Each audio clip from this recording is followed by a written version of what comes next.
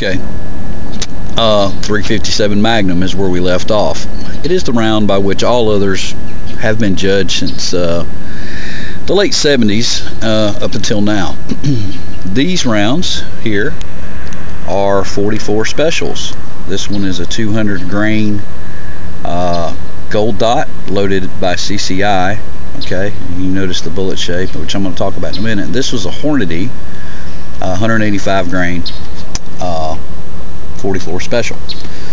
All right, so gosh, look at the two guns that I've got. Which is a better gun for self-defense? Well, if bigger is better, 44 special fired out of the Rossi 720 is probably the best handgun in the world for self-defense. But oh, wait a minute.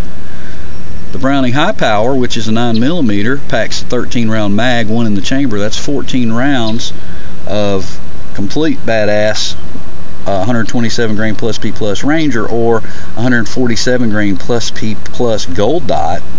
Wow. Firepower versus big bore. Wow. Ever heard that debate before? Well, let me tell you a little ditty about ballistics. These rounds right here, okay, were developed. They were developed by John Browning and provided to the U.S. military because the 38 specials, the precursor to that load right there, the 38 specials were being fired into some drugged and hopped up natives out of Smith & Wesson 38 specials, and those guys just kept coming. Now, those guys had spears and fucking shields. That's all they had. And they were emptying their guns, their revolvers into them, and they wouldn't go down. So, before the 1911 came into play, the U.S. military was provided with 45 ACP revolvers. And, of course, they fired the 45 ACP, and lo and behold, natives going down. Pow, pow, natives going down.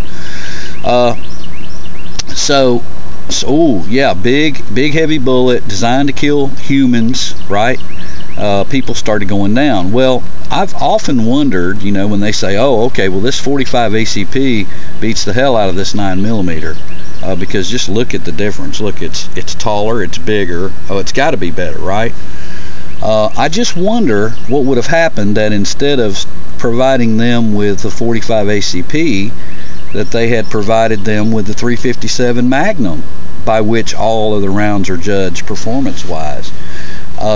38 caliber bullet, really it's a 35 caliber bullet if you want to be technical, loaded up behind some extreme pressure, and lo and behold, boom boom, men go down. I always wondered what would have happened if instead of this they had been issued that. I think the result would have been the same.